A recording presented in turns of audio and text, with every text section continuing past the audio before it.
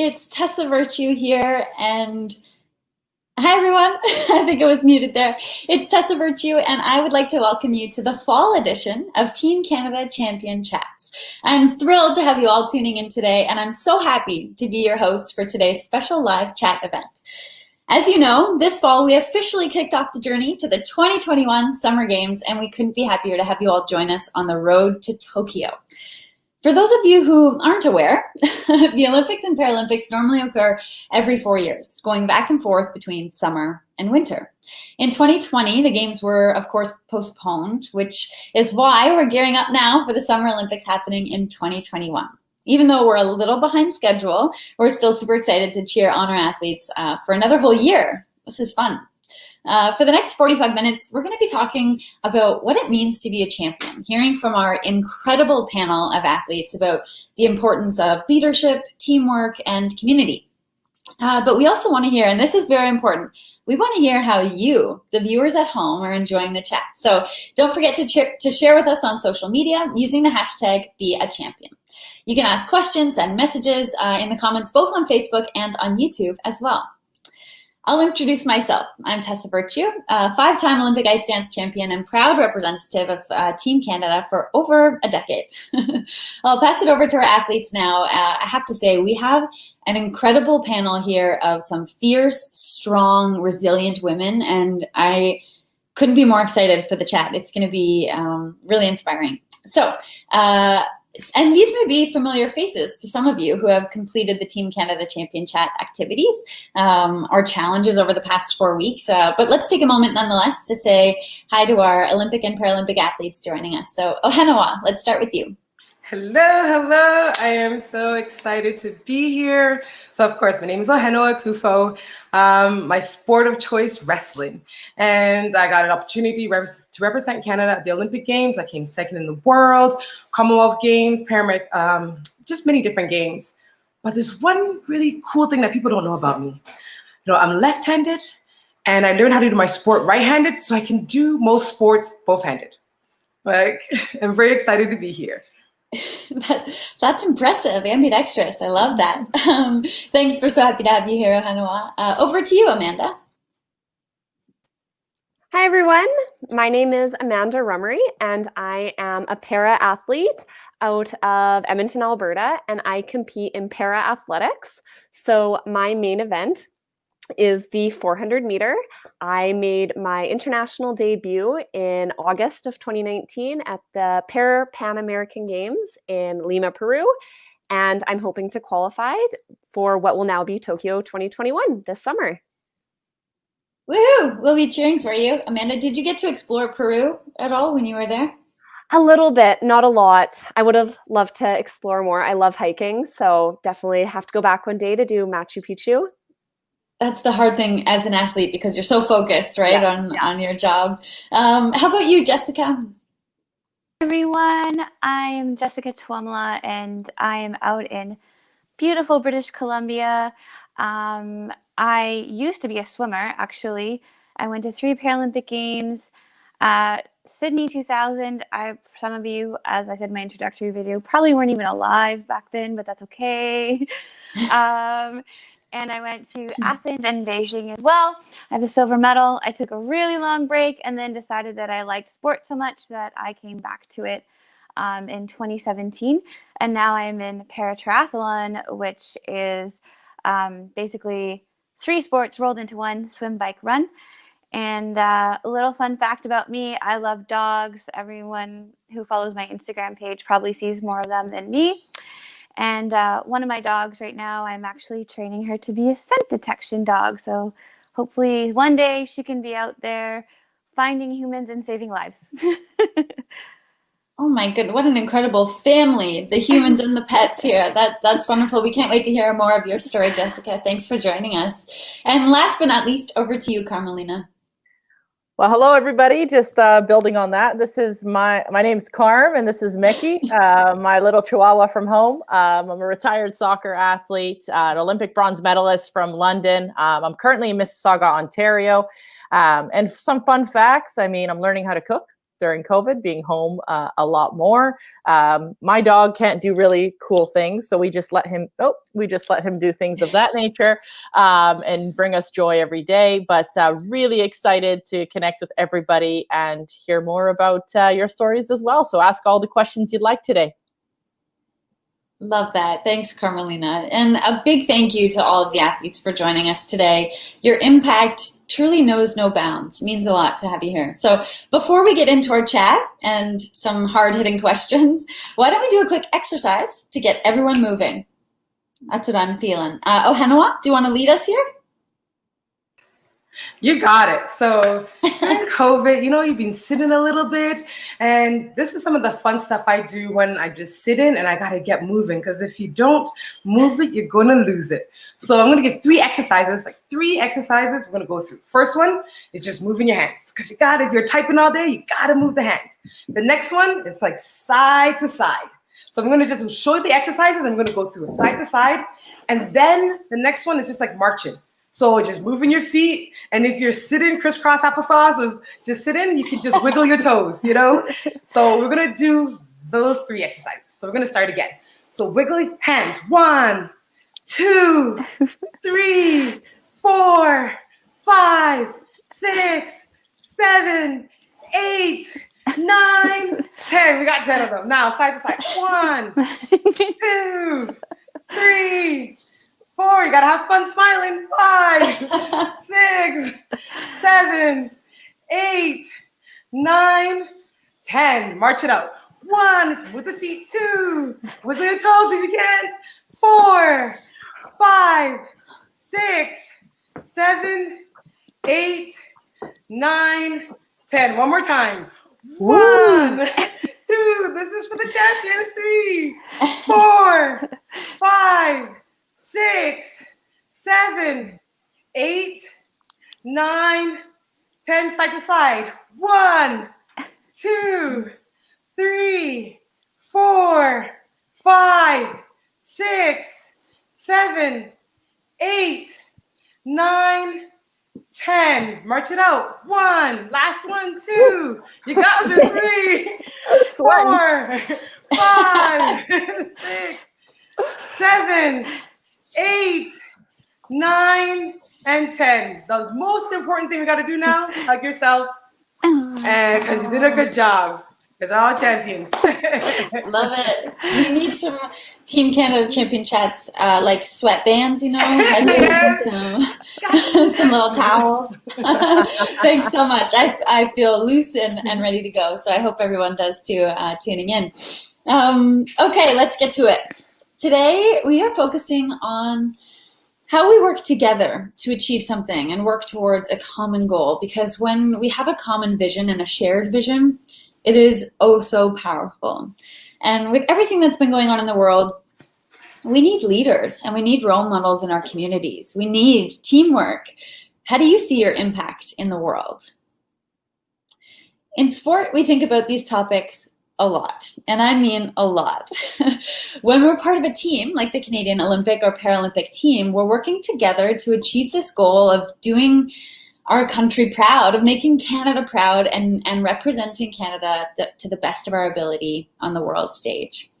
I know that I'm a team of 2. I was a duo with Scott, my skating partner.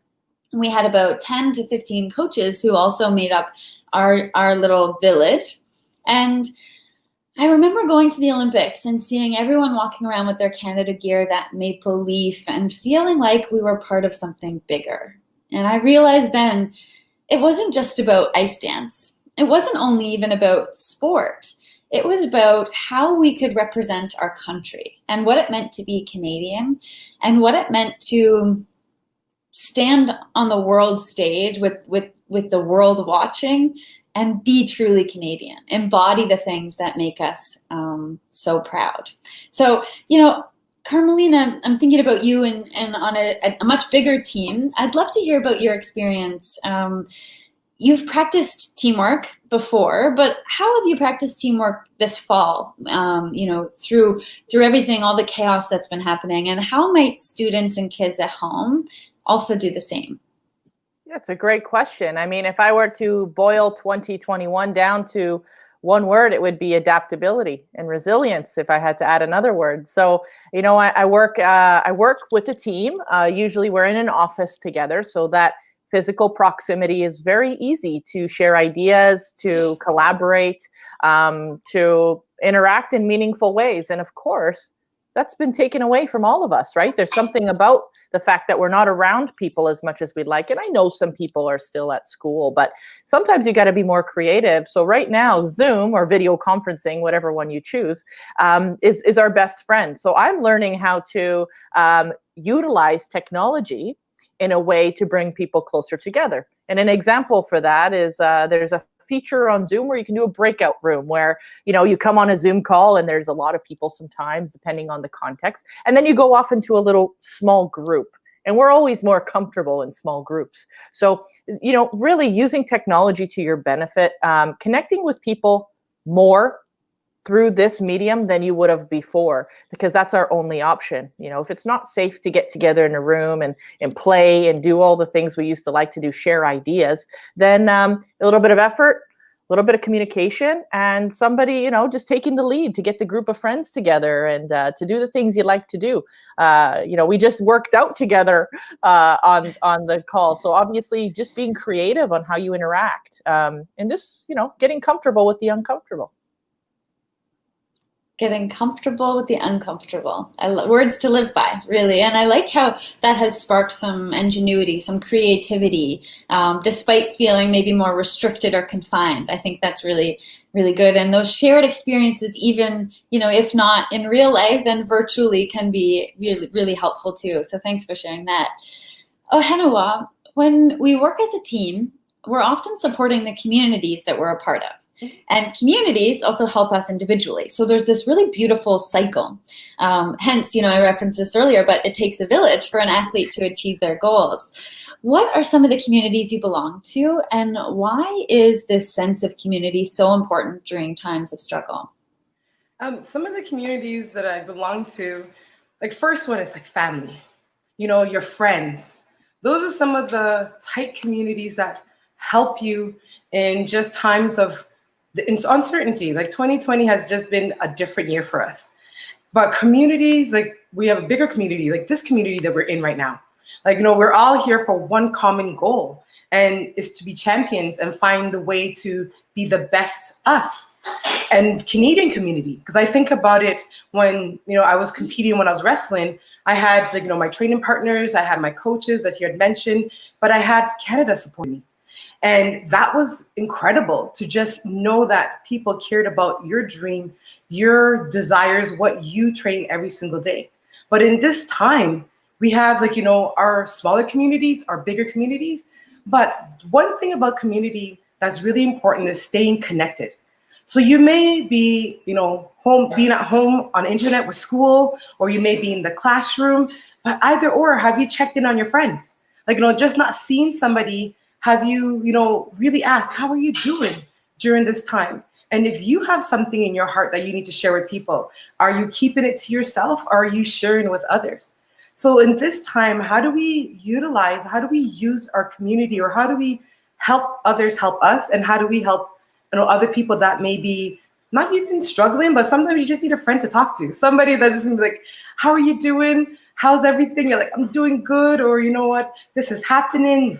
So community in this time is our friends, our family, just even going out for walks. And sometimes I go out for walks and I'll just smile and just wait. We could be 6, meters apart, but I'm still going to wave at you and just smile, because that's free to give to somebody else. Oh, I love that. It's an especially important time to share that kind of kindness, and even that community of classroom champions or Yep. Team Canada. I mean, here we are right now. This network is supportive, and we're all there for one another. And I think, lonely as it may be, we can't forget that. You're never alone. There are always people there who care about you. Thank you for sharing that. Jessica, you led an activity this month that focused on legacy. It was amazing. How do we look at legacy in sport, do you think? And to add to that, how do you look at legacy in your life outside of sport? So I think I mentioned this before, but when I was first given the topic of legacy, I was a little concerned because it seemed like a very big topic, and I was like, oh no, what is a legacy? And so I actually had to sit down and give it a lot of thought, which was a really cool exercise. And in sitting down and having that kind of, discussion with myself, what is legacy?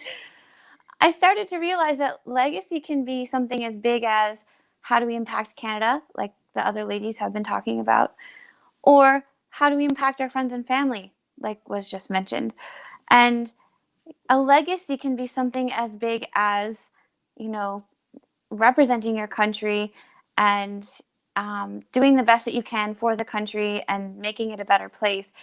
But it also can be something just as small and as impactful as just smiling and waving at your neighbor when you walk by. You have no idea what kind of day that person is having, and maybe just smiling and waving at them makes their day that much better.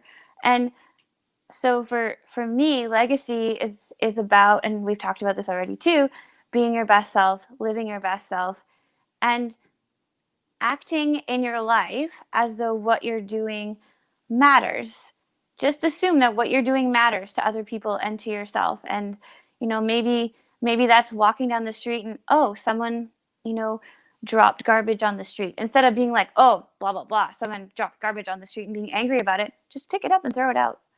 And that, to me, that is the way that we leave a legacy, is showing kindness and patience and empathy to people and just acting as though what we do matters. What we do matters. It's so layered and nuanced even that you can strive for these big, lofty goals, being the best of the world and something, or being your best self, but also the details of the day-to-day process that lead you to the achievement of that goal, or at least the pursuit of it, really add up in the culmination of what makes who we are and show our characters, right? So I think that's really, really poignant and something to consider. I'm going to shift gears for a moment. And Amanda, you had a really interesting challenge that talked about flag bearers at the Games and their leadership role for the team.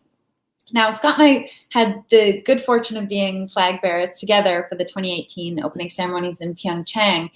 And I was trying to reflect on that notion. And I actually thought I was looking back to the rest of the team and thinking all the leaders were dispersed in the sea of red and white, and that we were somehow just representing them. But I'm curious, why do you think it's important to look to our leaders and role models in our communities?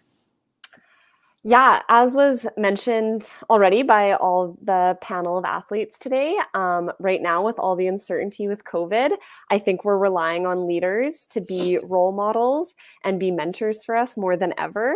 So just as you and Scott carrying the flag, leading your team into the opening ceremonies, all of the athletes looked up to you. And it's also a two-way streak because, as you just said, you looked back at your fellow athletes, and it's an open relationship. But to everybody I'm talking to today in classrooms, I think that the teachers, how much they've had to adapt this school year with COVID and all the uncertainty, I think that they are remarkable leaders right now in our communities, and they've risen above. They've had so much uncertainty, and they are educating our youth, which is so important.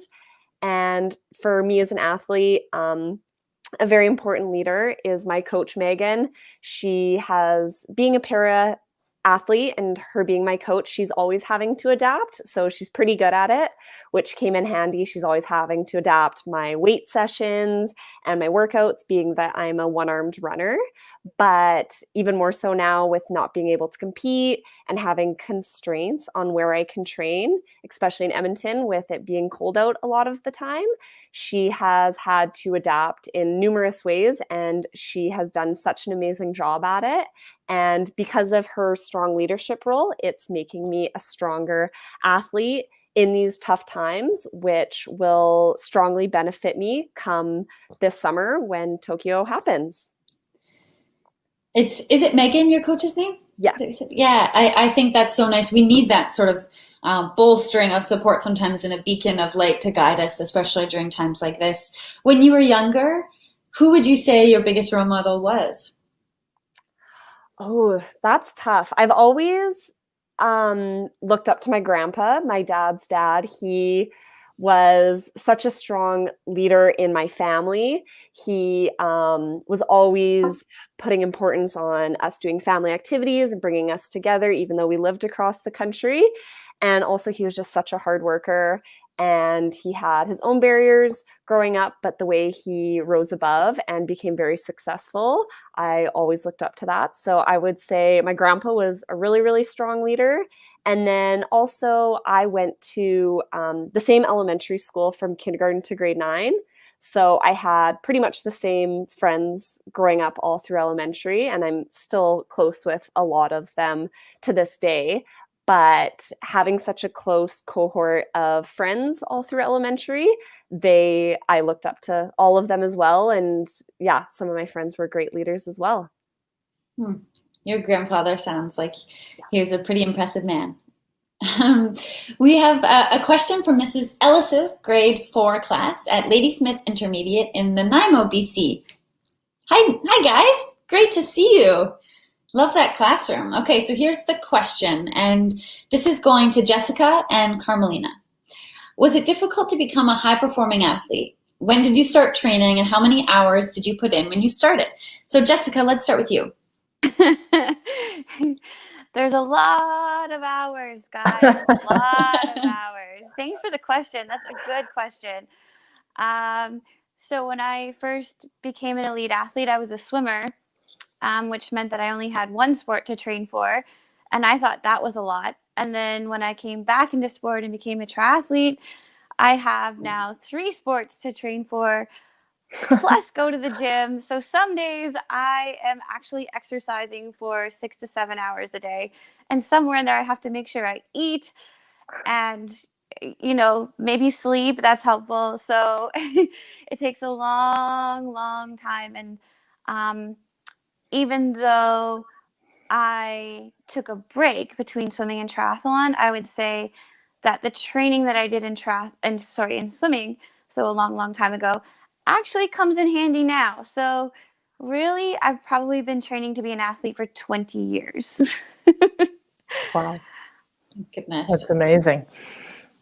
So for me, in terms of high performance, I would say I took pride in enjoying my youth career. I think it's important to have fun for a very long time before, you pick one sport that you focus on. And for me, that was around 16 years old when I would say high performance came into the picture. And what high performance means to me is that you're a little bit more diligent. You're worried about your sleep, your eating, your movement in a way where you're recording it. You're making sure you're disciplined and you're going through your day. So it's a huge commitment.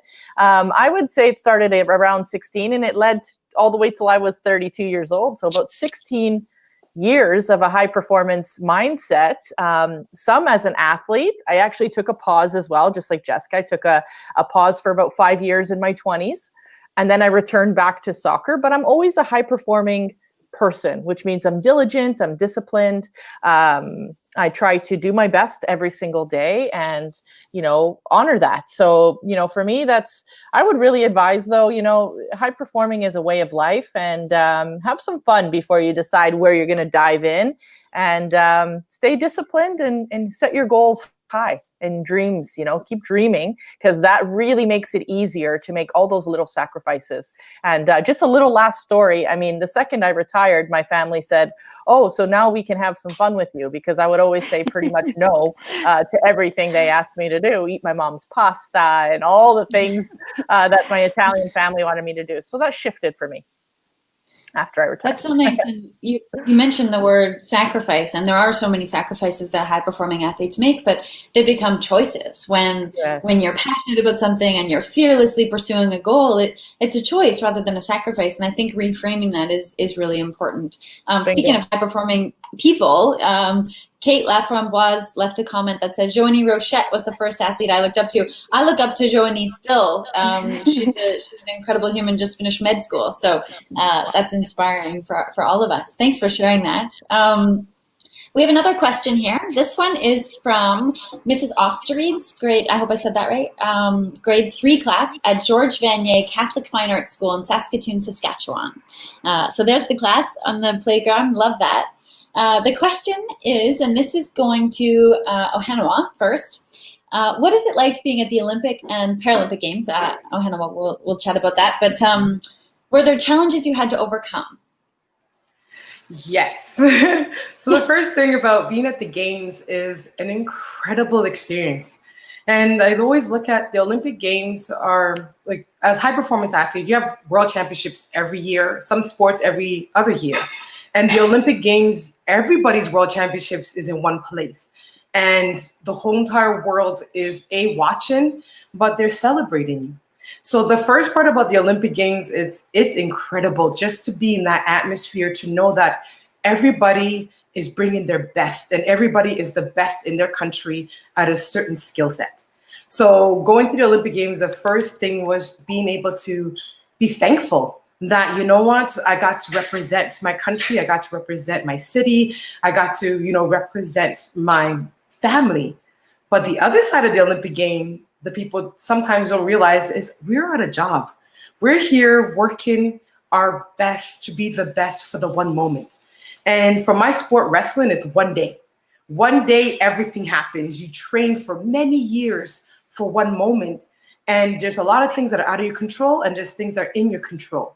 And you're there working. So I remember after the opening ceremonies, you were there training every day, waiting for your one day. And then, you went, you competed.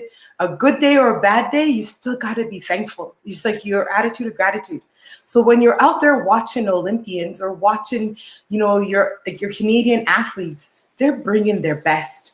And then after that, you go and celebrate other Olympians, other Canadians, other, sports, you go and watch. So the Olympic Games is incredible, but it's just remembering that when we're there, we're working. We're working our hearts out. We're working everything to be the best for Canada. Yeah, it's a balancing act, isn't it? Trying to take it in and enjoy the moment, but also focusing in, as you say, when all of your work comes down to that one critical moment. Mm-hmm. Amanda, how about you? What is that like for you, and what were some of the challenges you had to overcome? Yeah, absolutely. So I haven't been to the Paralympic Games yet, but I was part of the Village, which was at the Pan American Games. And it is definitely a shift. You have a roommate, it's a small room. Your way of life is completely altered when you go stay at these villages. So it's cafeteria style eating. So food is different than what you're used to. You're exposed to all of your competitors, which can be great for building a relationship with them, but also can be intimidating. The people that are excelling, you see them training and you can start doubting yourself. But like was said, you're there training too, and you just have to have trust in your process. And it was an amazing experience for my first international debut to experience the Village. And it definitely did help prepare me for when I make the Paralympic Games, because it's a shift. Sleeping can be harder, and things that are so important to how we perform, like eating, sleeping, recovery, training, it's all just in a different atmosphere. So it's a lot to process, but thankfully we go there quite a bit ahead of time before our day to compete. So we do have time to adjust to the new setting. So much stimulation, right? I remember one of our mentors, Marnie McBean, Olympic rower, warned us against eating your way out of a medal because the cafeteria is there 24/7. There's even a McDonald's there. So that was really good advice. Carm, I'm going to come. Can I call you Carm? Are we at that place? I'm going to come to you. There's a question coming through from the LMS, and it is, what's your favorite part about watching the Olympics or Paralympic Games? Ooh. As a fan? Yes, no, it's a fantastic question. I think the games just represent what it means to be Canadian and to see people living in their true potential, giving their heart and soul to inspire the country. I mean, there is nothing that gets me more out of bed than that. And seeing that every 2 years with the winter and summer games is a gift, because I think, once you can realize what's gone into those performances, that everyone there is just wanting to make the country proud, be their best. I mean, I wish that was the mentality in every arena in life. And, sport really does that. It shows us what humans are, what their potential are. And the inspiration that I draw from seeing people live their truth is amazing. So I literally can't wait till Tokyo 2021, and I'll be cheering everyone on because I really respect the journey.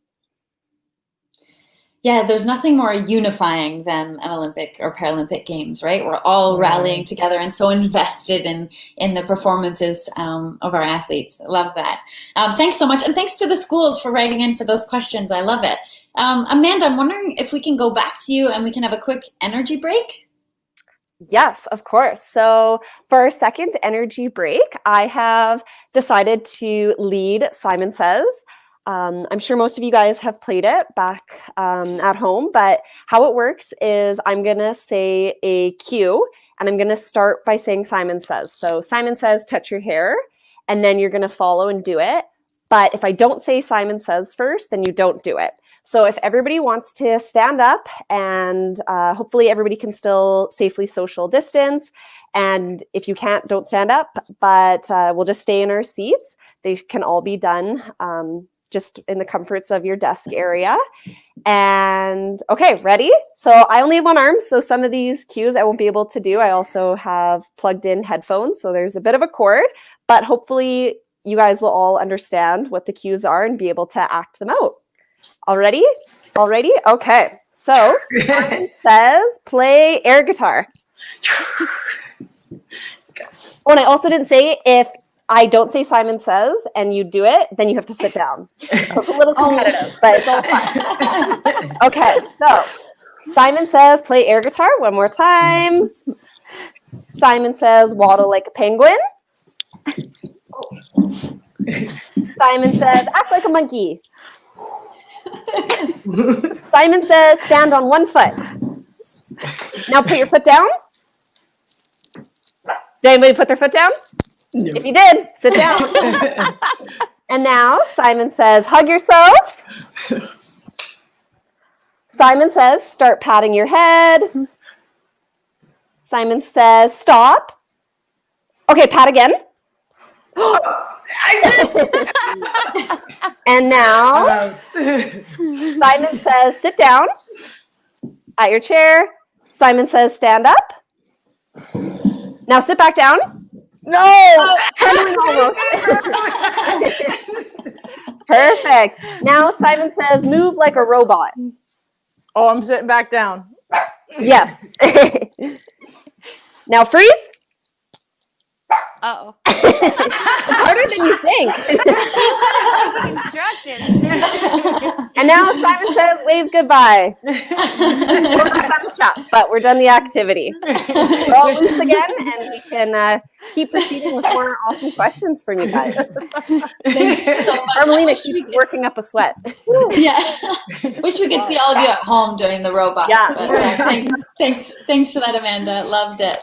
All right. Well, since legacy was an important theme in our program this fall, we wanted to have a couple of our athletes show off items for a time capsule. So, Carmelina, let's start with yours. And I'm wondering, actually, if any of the kids at home have done their own time capsule. Yes, I would be wondering too. Put in the chat box if you have. Yeah, let us know. Let us know what you got. So, this one is a mask. So clearly that's speaks to the time in which we are. This is a unique period of time. I mean, if you would have said a year ago that this is the reality of what we would have been doing. So safety first, that's first things first. And then this was actually made by my father. And what he's done is I've always kind of donate, clothes every season, things I won't wear anymore. We donate them up the street, and he's taken a lot of the clothes and he's remade them into very functional masks for our friends and family. And we have, I think, hundreds actually, but this one is really special to me. And the reason it's special to me is because it looks like Wonder Woman. It was made out of a soccer drawstring bag, believe it or not, you know, the ones where you put your cleats. And I wear this one with a bit of pride, not only because it's my dad's, he's a tailor and he's leaving a legacy with his own work for a family, but also I feel like Wonder Woman because of the colors.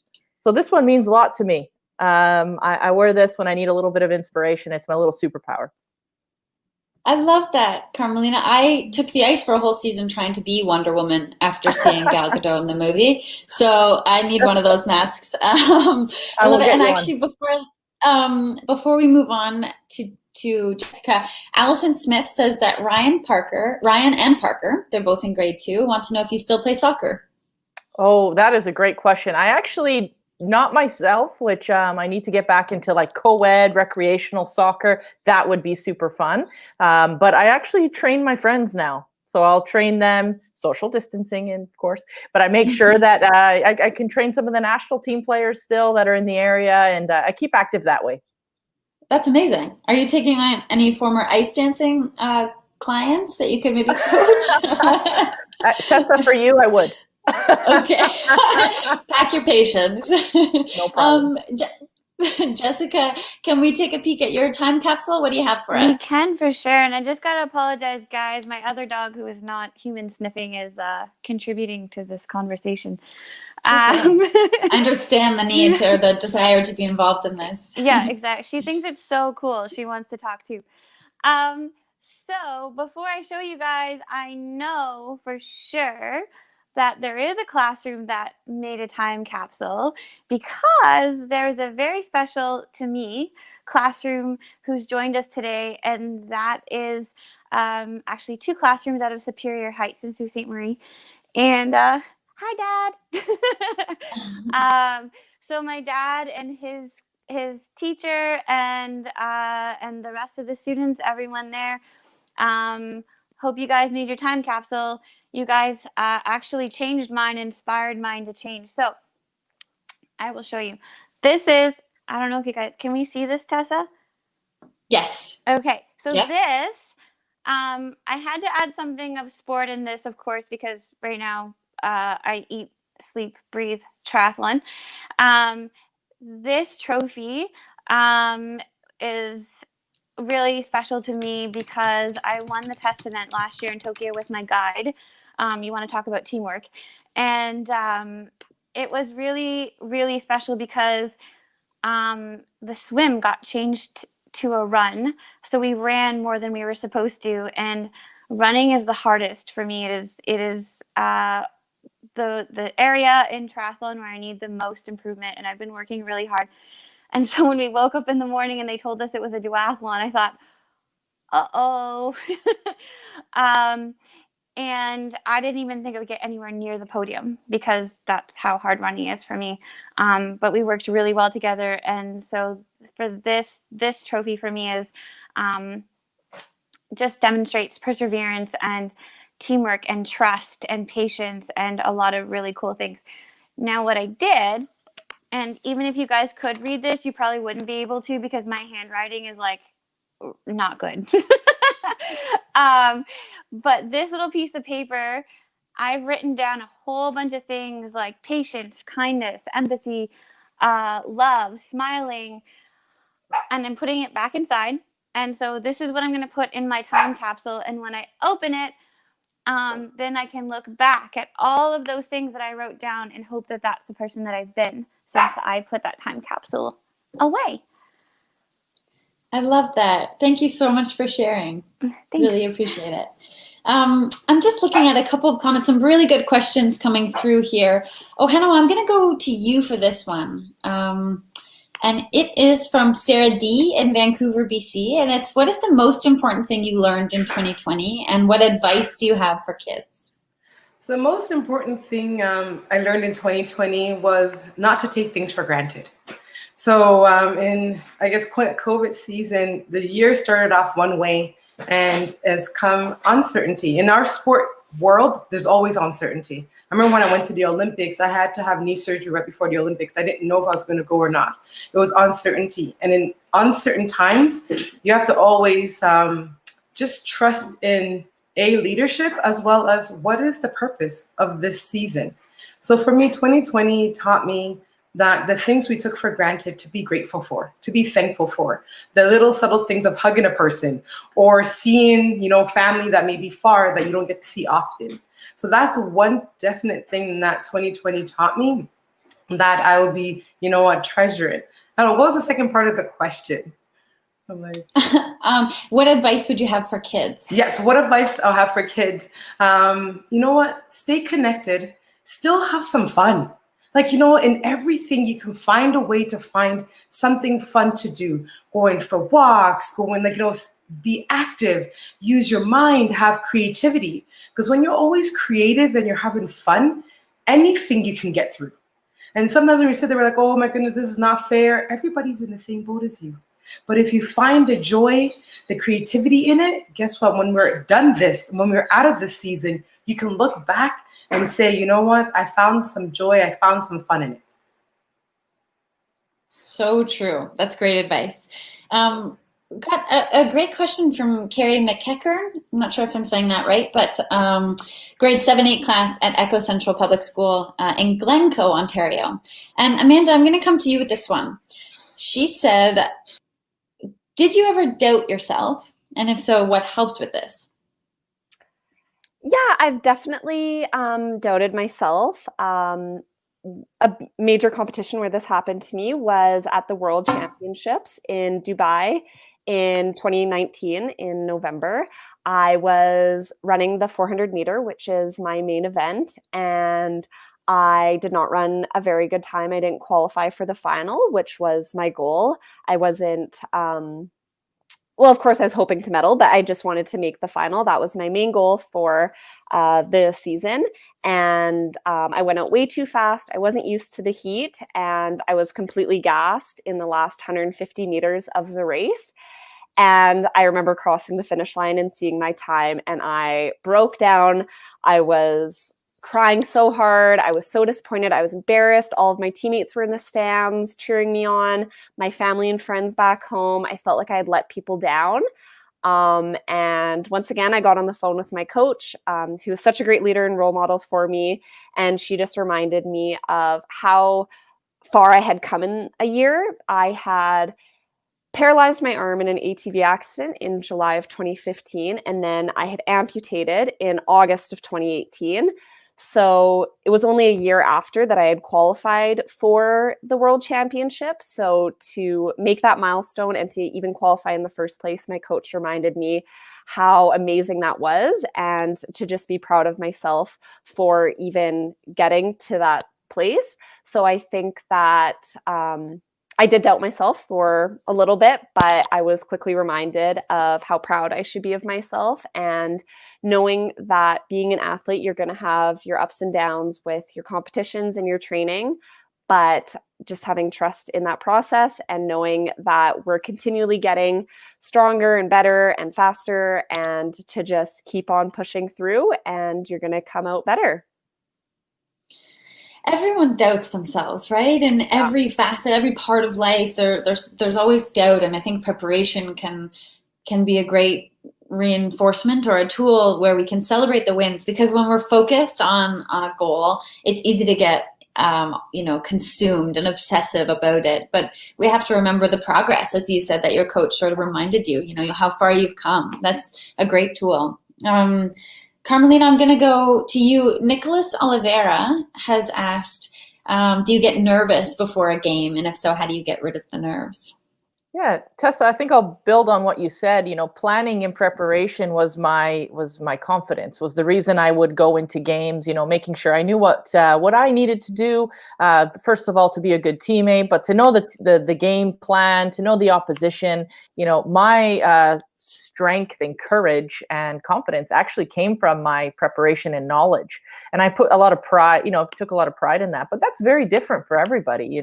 Where do we gain confidence? It's not something you have or don't have. It's a journey. You have to have a relationship with confidence. You need to invest in what makes you confident. You need to know what that is. For me, it was preparation. Some people like to have highlight videos of themselves, right? Showing them at their absolute best and rewatching that like your Hollywood reels, not your horror films, right? So that's one way that some of my teammates would gain confidence. And then for me, the last part of this question is connection to others. Like I always felt stronger with my teammates beside me. So, checking in with them and building that rapport and, feeling as if we were on the same, thought pattern and goals was really, really important to me too. So connection, preparation, and, replay your Hollywood film. I like too that you say that you have to invest in your confidence. Sometimes we forget to sort of feed that part of ourselves, and you're right. We can rely on one another, rely on the team. There's such strength in that. Thank you for sharing. Wow, and what an amazing discussion today. Thank you so much again, Ohenewa, Amanda, Carmelina, and Jessica. So inspiring. I know there are so many nuggets of information, so many takeaways that I think we'll all leave this conversation really thinking about, and it will be percolating, and we'll all be inspired to make a difference in our own lives, but also, that of the communities. A big thanks to all of our champions who tuned in to watch today. Yes. We see you, we hear you, and we are grateful for you. Ooh. We hope everyone who joined in this experience learned some really valuable lessons about leadership, teamwork, and how our actions can impact our communities. After all, that's how we leave our mark. Now, we all know that we're less than a year out of the 2021 Tokyo Games. Crazy, it's coming up so quickly now. I hope that you're as excited as we are. I know you are. We have more TCCC fun to share over the next year on this #Road to Tokyo. So be sure to register at championchats.olympic.ca to join in this journey with us. We can't wait to have you on board. Stay tuned for more Team Canada Champion Chats excitement and our winter chat in 2021. Oh no, winter. In the meantime, check out all the awesome fall activity plans if you haven't already. Thanks to everyone for joining. We'll see you again soon. Thank you. Thank you, everyone. See you. Thanks, everyone. See you.